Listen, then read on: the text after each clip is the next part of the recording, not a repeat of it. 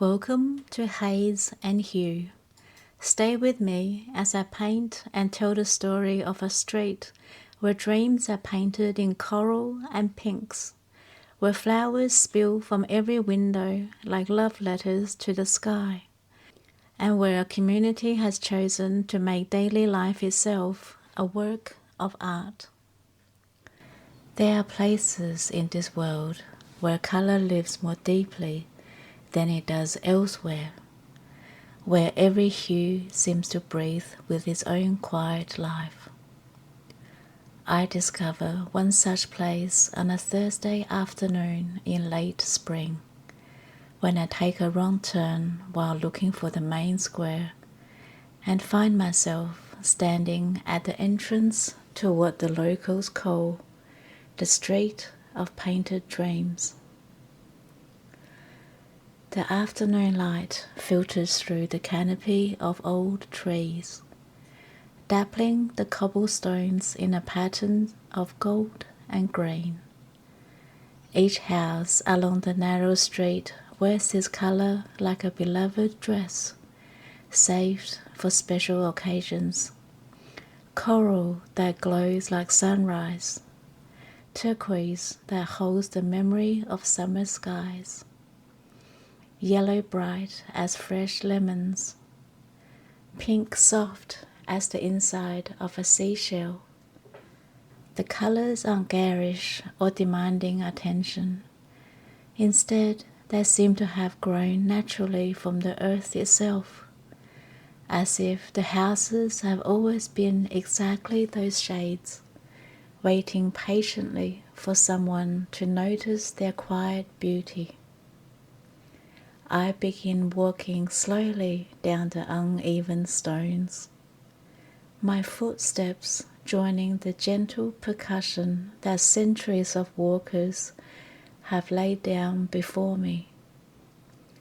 The rhythm is soothing, a soft tap, tap, tap that seems to say, slow down, breathe. There's nowhere you need to be but here, now, in this moment, painted in watercolour and time. The first thing that strikes me beyond the symphony of colours is how the flowers seem to continue the conversation that the houses have started. Each window box and doorway planter speaks in its own floral dialect, but somehow they all understand each other perfectly. At the coral house, geraniums spill from raw iron boxes in shades that dance between red and pink, their petals catching the afternoon light like small flames. The woman who tends them, I catch a glimpse of her through the lace curtains, moves with the deliberate care of someone who knows that flowers are more than decoration. They are letters written to the sky, messages of hope delivered fresh each morning. The turquoise house next door converses in a different tongue entirely. Here, trailing petunias in pure white cascade like a waterfall of stars, their simplicity a gentle counterpoint to their home's bold statement. A black iron balcony holds terracotta pots filled with herbs, basil and rosemary, and something with silver leaves that releases its fragrance into the warm air, creating an invisible garden that exists as much in scent as in sight. As I continue my slow pilgrimage down the street, I noticed how each house has chosen its flowers not just for beauty, but for meaning. The yellow house, bright as bottled sunshine, hosts purple violets that seem to wink at passers-by. The soft pink dwelling, nurtures climbing roses in shades of cream and blush, their thorns hidden beneath such beauty that you forget they can draw blood until you're close enough to smell their secrets. A vintage car, pale green like sea glass, with chrome that catches the filtered sunlight, sits parked beside one of the houses, as if it too belongs to this painted world. It's not ostentatious or demanding attention. It simply exists here with the same quiet confidence as the flowers and the cobblestones and the colors themselves.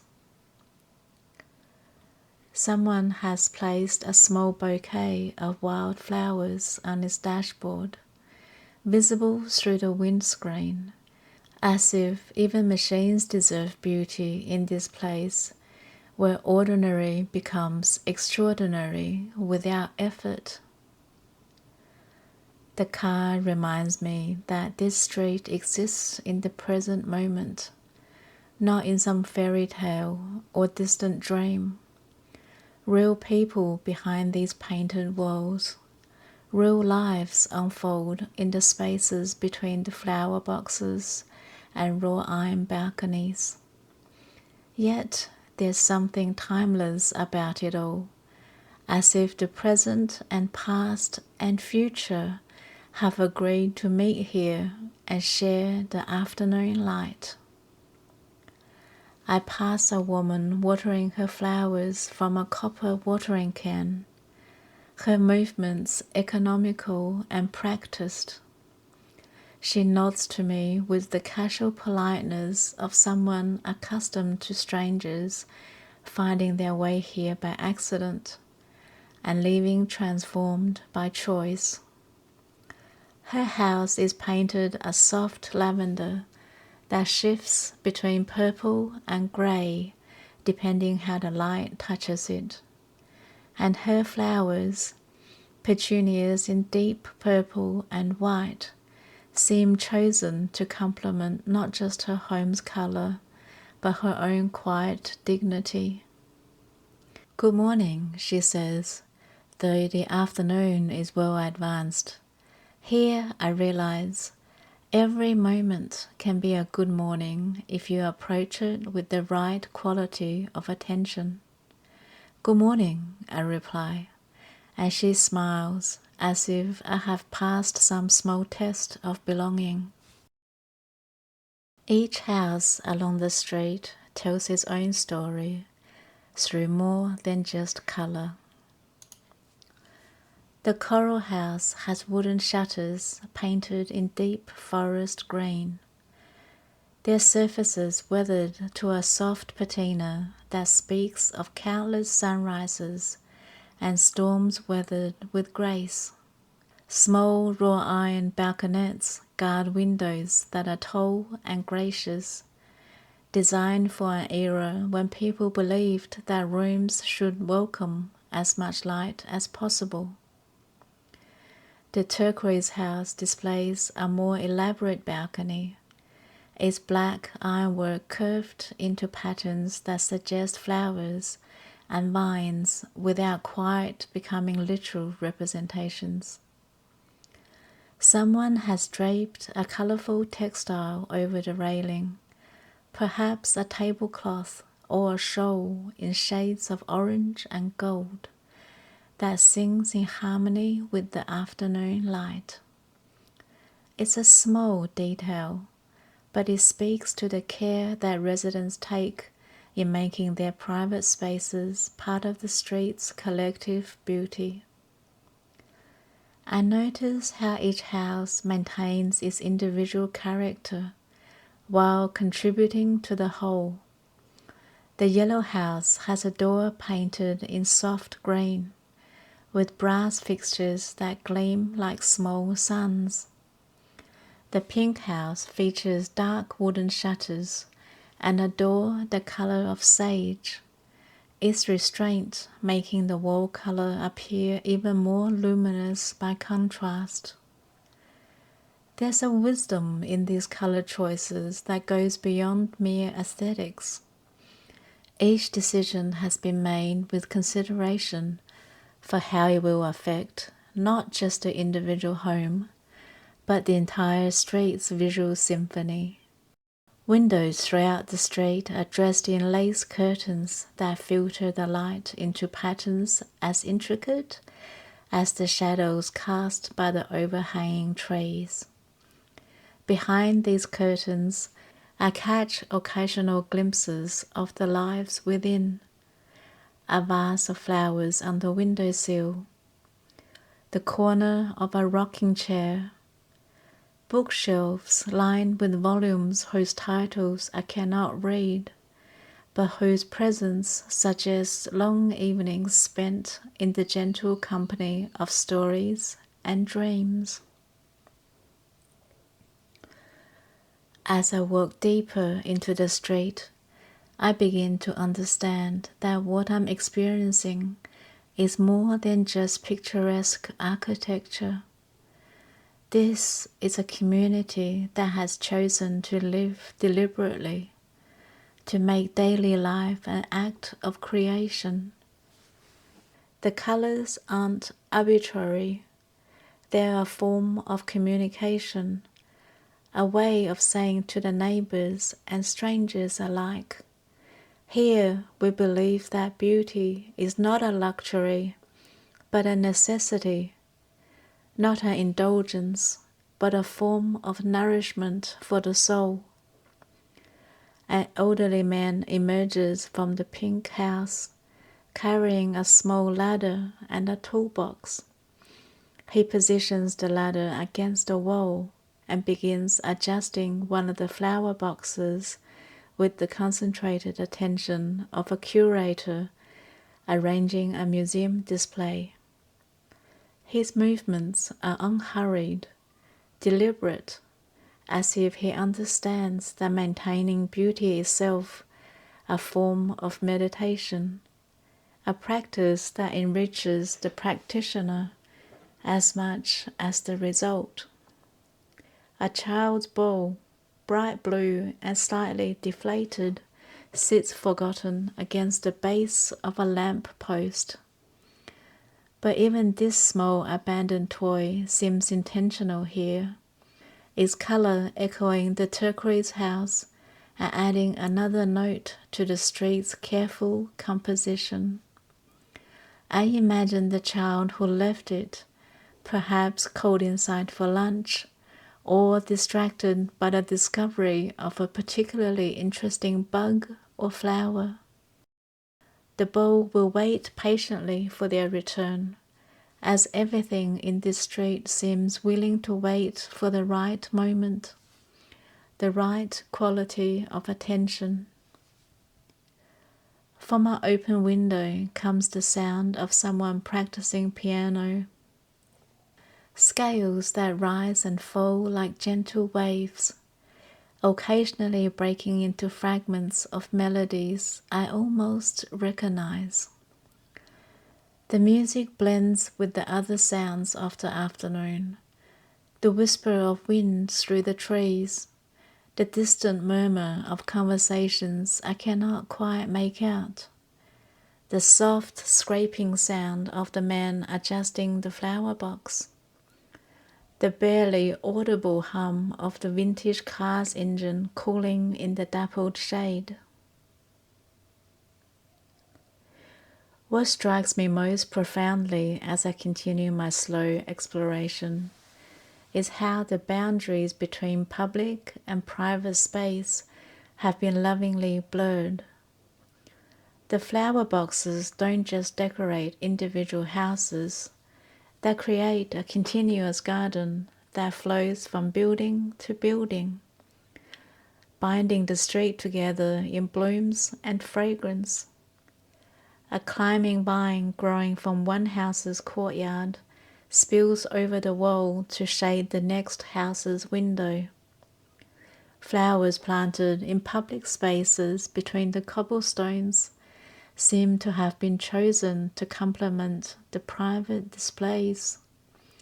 creating a collaborative artwork that no single person could have planned, but that everyone helps to maintain. I pause beside a particularly spectacular display, a cascade of bougainvillea in shades of magenta and purple that spills from a balcony down to street level, creating a living curtain of colour. The plant clearly belongs to the house behind it, but its beauty is shared freely with everyone who walks this way. Someone has placed a small bench beneath its shade, and I sit for a moment to rest and absorb the gentle magic of this place. From this vantage point, I can see how the street curves away from me in both directions, the perspective creating a sense of endless possibility. More colored houses wait around each bend, each promising its own small revelations, its own contributions to the collective dream. The cobblestones beneath my feet are worn smooth, but generations of footsteps, their surfaces catching and holding the filtered light like a river of stones flowing gently downhill. A woman passes by walking a small dog, a creature with fur the color of caramel and eyes bright with curiosity. The dog pauses to investigate the base of a lamppost, and the woman waits patiently, her expression peaceful in the way that suggests she has learned to find pleasure in small delays. Unexpected pauses, the gentle interruptions that make up a life lived at the speed of attention rather than urgency. He likes to read the neighborhood news, she explains, noticing my smile. The best kind of news, I reply, and we share a moment of understanding about the wisdom of dogs and the importance of stopping to smell not just the roses, but everything else that makes life worth savoring. As the afternoon progresses, the light begins to shift and change, and with it, the entire character of the street transforms. The colors that seemed bright and cheerful in direct sunlight now take on deeper, richer tones. The coral house glows like an amber. The turquoise deepens to the color of a mountain lake. The yellow becomes gold. The pink blushes deeper like the inside of a conch shell. Shadows grow longer, creating new patterns on the cobblestones and revealing architectural details I hadn't noticed before. A carved stone lintel above a doorway, weathered smooth by time but still showing a ghost of decorative patterns. A section of wall where the plaster has worn away to reveal the original stones beneath, their surfaces blackened by age, but somehow beautiful in their honesty. The flowers, too, seem to respond to the changing light. Petals that appear simple in bright sunlight reveal hidden depths of color in the softer illumination. The white petunias show hints of cream and pale yellow at their hearts. The red geraniums display subtle variations from crimson to pink to coral. Each flower an individual even as they contribute to the collective display. I realize I've been walking very slowly, pausing frequently, allowing the street to reveal itself gradually, rather than trying to consume it quickly. This seems to be the proper pace for this place, not the hurried stride of someone with destinations and deadlines, but the contemplative gait of someone willing to be present for beauty, available for small revelations, open to the kind of gentle magic that reveals itself only to those who approach it without demand. As the golden hour approaches, more residents emerge for the evening ritual of tending their flowers and greeting their neighbors. I watch these small interactions with the fascination of an anthropologist discovering a culture built on principles I recognize but rarely see practiced so consistently. A woman in a blue dress waters her flower boxes while chatting over her balcony railing with a neighbor, whose house is painted the color of ripe peaches.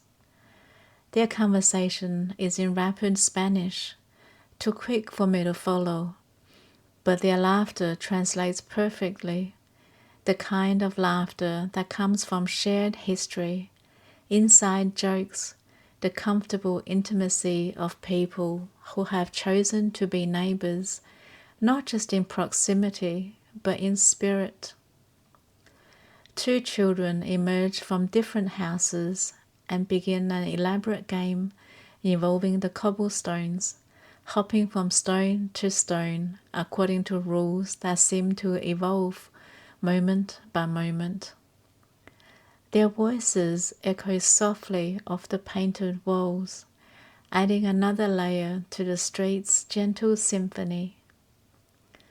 One child disappears into a house painted the color of lime sherbet and emerges with a piece of chalk, beginning to draw hopscotch squares on the stones, with the casual assumption that the street belongs to play as much as to passage. An elderly woman in a hat that matches her house's lavender walls appears with a small scissors and begins deadheading flowers with the focused attention of someone performing a sacred ritual.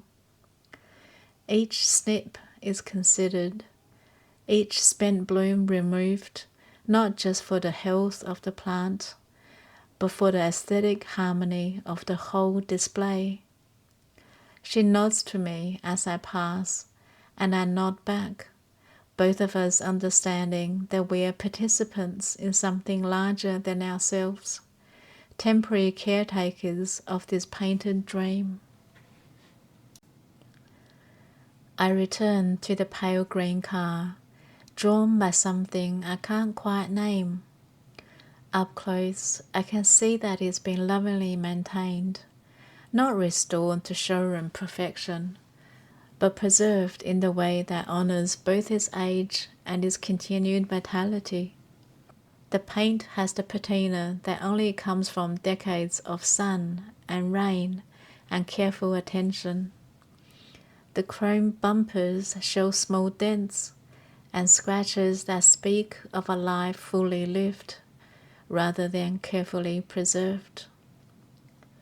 Through the passenger window, I can see that the interior is simple but well kept. Bench seats covered in vinyl that has softened and faded to a pleasant cream color. A dashboard with analog gauges and switches that belong to an era when machines were designed to be understood by their operators, not controlled by computers. The small bouquet on the dashboard has been freshly changed. Wildflowers that seem to have been gathered from the countryside rather than purchased from a shop. Their informal arrangement a perfect complement to the car's unpretentious dignity.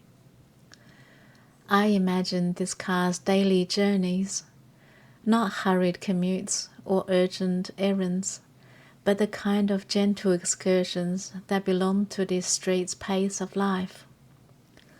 Drives to the market for fresh vegetables and flowers, trips to visit friends in another painted neighborhood, Sunday outings to places where the countryside meets the town and you can sit beneath the trees and watch clouds gather and disperse without feeling the need to be anywhere else.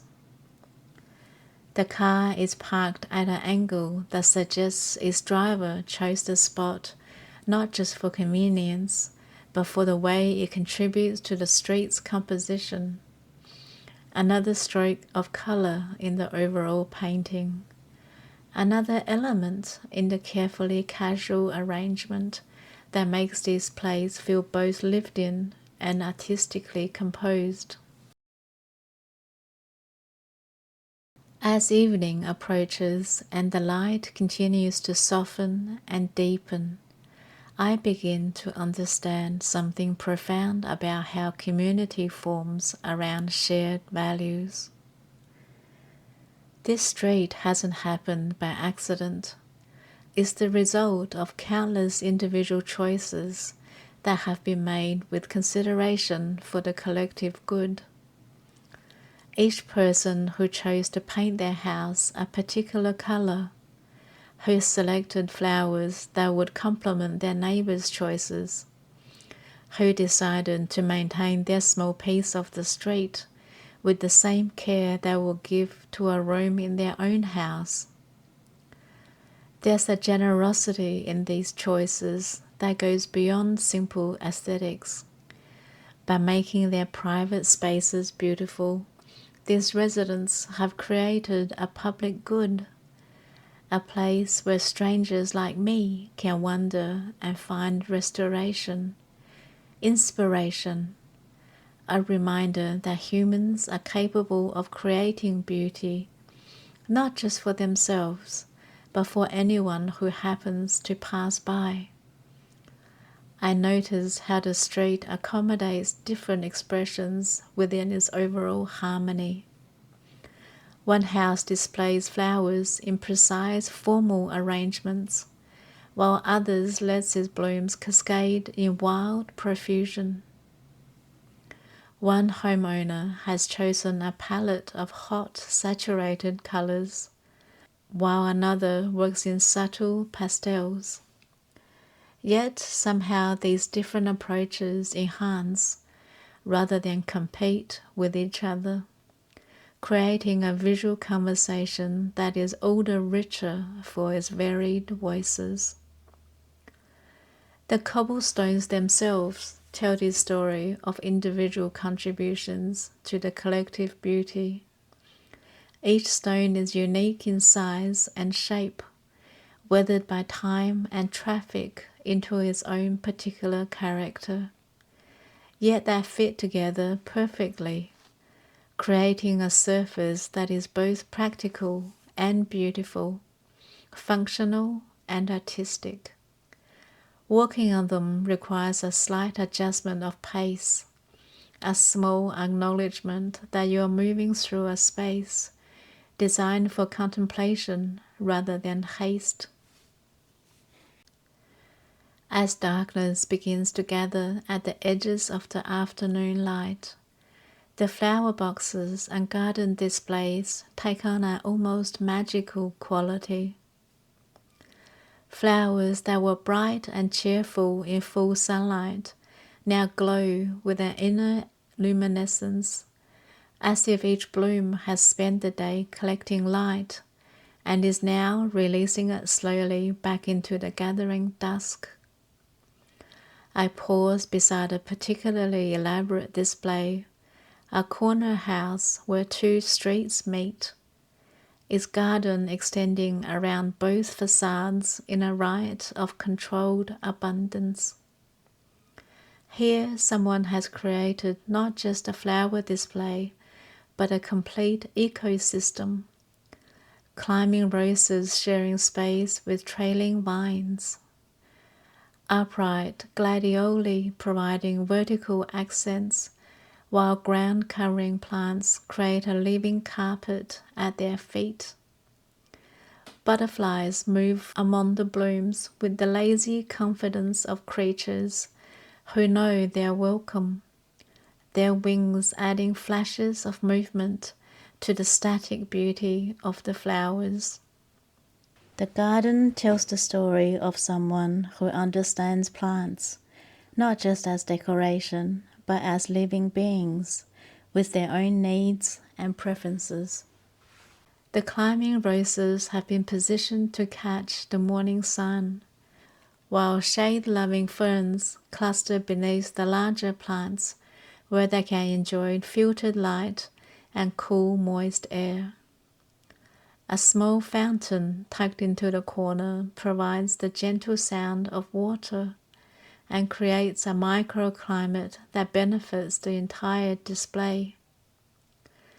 This is not the work of a weekend gardener, but of someone who has spent years learning the personalities of different plants, understanding which ones prefer company and which need space, which ones bloom early and which ones save their display for late in the season. The result is a garden that provides beauty and interest throughout the growing season, a living artwork that changes and evolves while maintaining its essential character. What moves me most about this street is how democratic its beauty is, not in the sense that everything looks the same, but in the way it assumes that everyone deserves to live surrounded by loveliness. That beauty is not a privilege reserved for the wealthy, but a basic human necessity that communities can create together through care and attention and shared commitment to making daily life an art form. The houses themselves are not large or grand. They're the modest dwellings of working people, families, retirees, young couples just starting out. But each one has been transformed through color and flowers and careful attention into something approaching a small palace of the spirit. The investment required is not primarily financial, but emotional. The decision to see one's home not just as shelter, but as contribution to the beauty of the world. I think about my own neighborhood back home, where houses maintain their original neutral colors and flower gardens, if they exist at all, are confined to backyards hidden from public view. There's nothing wrong with such places that serve their function, provide shelter and privacy, and the basic requirements of civilized life. But walking through this painted street, I'm reminded of how much more is possible when communities decide to create beauty together rather than in isolation. The children playing in the street seem to understand instinctively that they are part of something special. Their games incorporate the colored houses as landmarks. "I'll meet you at the yellow house. Let's play hide and seek around the pink one." They move through the space with the confidence of people who know they belong, who understand that the street exists for them as much as for the adults who maintain it. As the sun continues its descent toward the horizon, the street undergoes yet another transformation.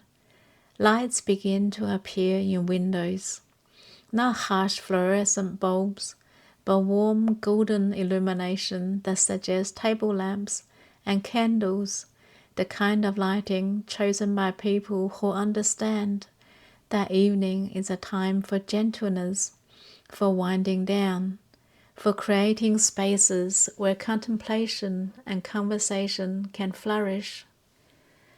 The vintage car's chrome catches the last rays of sunlight and throws them back in brief, brilliant flashes, as if the machine is participating in the day's final celebration of light. Someone has turned on a radio somewhere, and soft music drifts from an open window, not loud enough to intrude on anyone's peace, but present enough to add another layer to the evening's gentle composition. A couple emerges from one of the houses for an evening stroll, their pace unhurried, their conversation soft and intermittent. They pause to admire a neighborhood's new flowers, exchange greetings with the woman watering her plants, stop to pet the caramel-colored dog that has returned with its owner for another investigative tour of the neighborhood news. I realize that I've been walking this street for hours, yet I feel no fatigue, no desire to be elsewhere.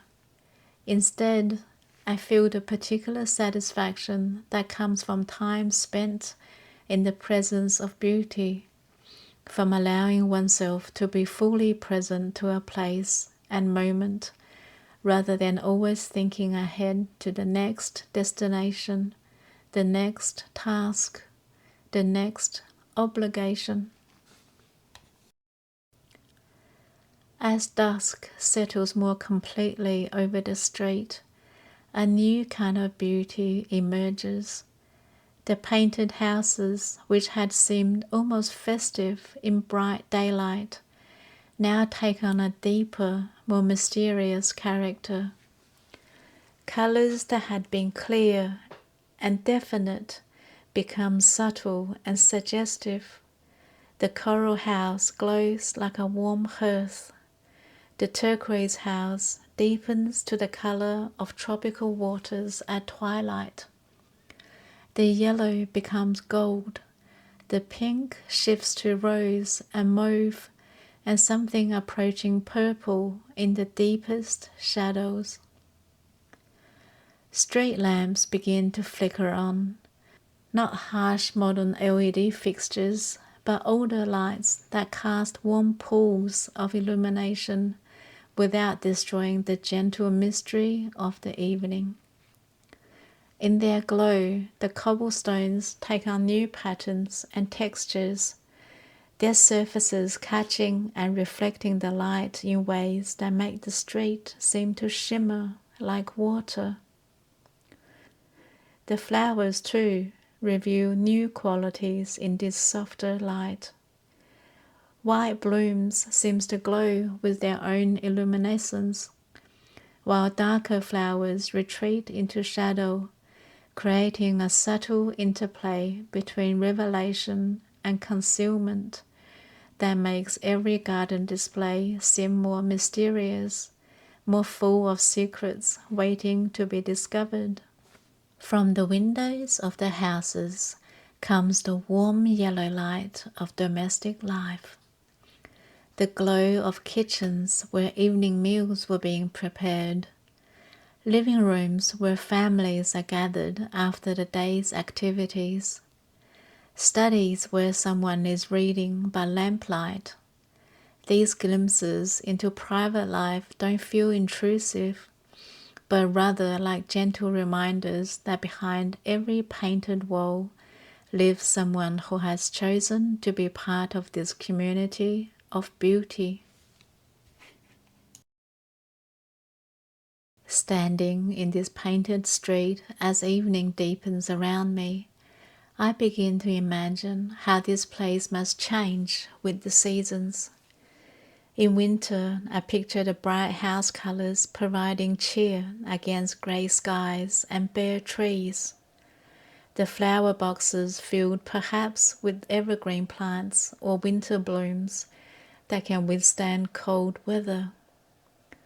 The vintage car might be covered with a light dusting of snow that only makes its graceful lines more elegant, more poignant.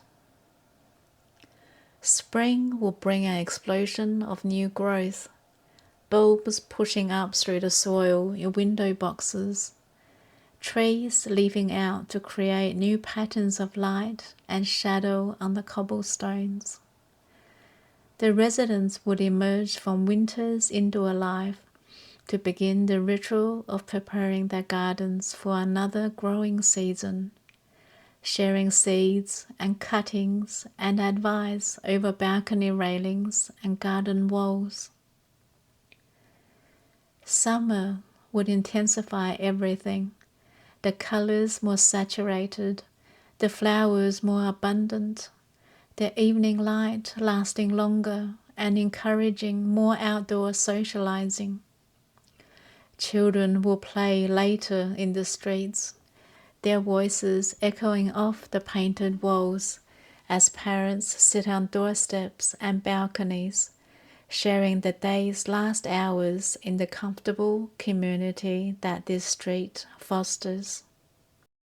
And autumn will bring its own beauty, the trees turning to complement the painted houses, perhaps window boxes filled with late blooming roses, the light taking on that particular golden quality that makes everything seem both more precious and more poignant, because we know it will soon change.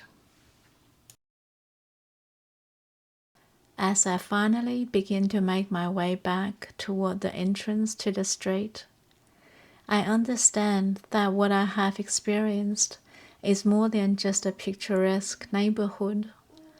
I have witnessed a particular approach to living, a philosophy that insists that daily life itself can be an art form, that the ordinary activities of dwelling and gardening and neighborliness can be transformed through attention and care into something approaching the sacred. The residents of this street have created something rare in the modern world, a place where commerce and utility serve beauty rather than the other way around. The flower shops that supply the window boxes, the hardware stores that provide the paint for the colorful walls, the craftspeople who maintain the wrought iron balconies.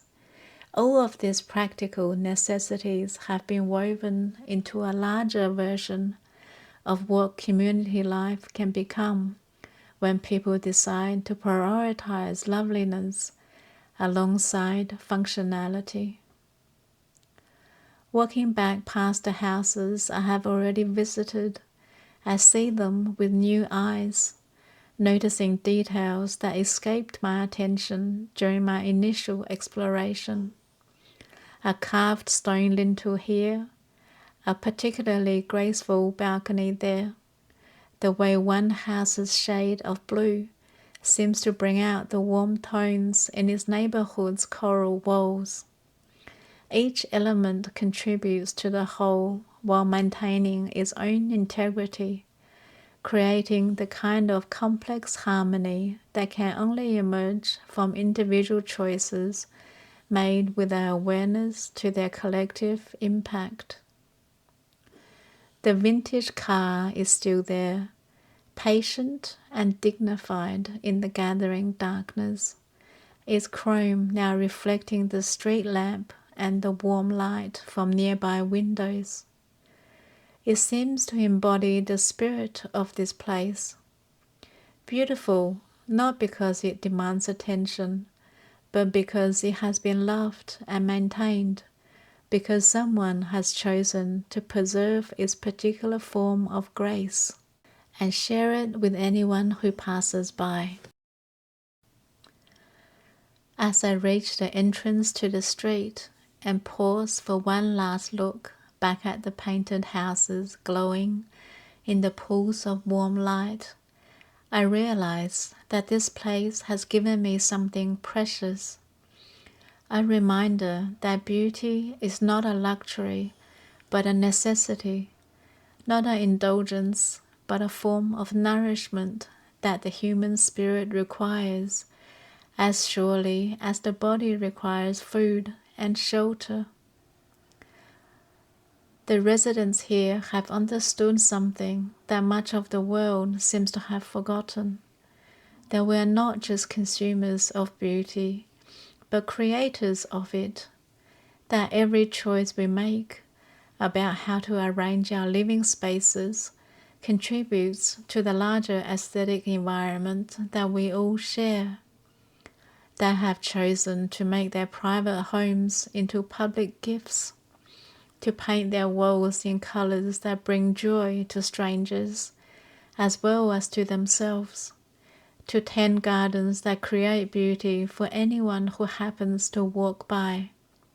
This is perhaps the most profound lesson of the painted street, that true generosity often takes the form of attention to beauty, that one of the greatest gifts we can offer our communities is to make our own small corner of the world more lovely than it has to be, more welcoming than is strictly necessary, more full of color and life and gentle magic than anyone might reasonably expect. As I walk away into the ordinary world of neutral-colored buildings and purely functional spaces, I carry with me the memory of those painted walls and abundant flowers, that vintage car resting peacefully in the dappled shade, those children playing games that incorporate beauty as naturally as breathing. I carry with me the image of a place where people have chosen to live as artists of the everyday, creators of gentle magic, gardeners of dreams that bloom in watercolour and joy, and the simple revolutionary decision to make daily life a celebration of everything that makes existence worth savouring. And in my pocket I carry a single flower, a small pink geranium bloom that fell from one of the window boxes and landed at my feet as I walked past. It will fade by morning, but tonight it serves as a tangible reminder that beauty is always available to those who have eyes to see it, that magic exists wherever people choose to create it, and that sometimes the most profound journeys are the ones that begin with a wrong turn and end with the discovery that there are still places in this world where color lives more deeply than it does elsewhere, where every hue breathes its own quiet life, and where dreams are painted not just on canvas, but on the very streets where we walk and live and slowly learn to see. Thanks for wandering down this painted street with me. If this story reminded you of a place where you've discovered unexpected beauty, or inspired you to add a little more color to your own corner of the world, I'd be honored to hear about it. Until next time, may painted dreams and gentle magic find you wherever you are.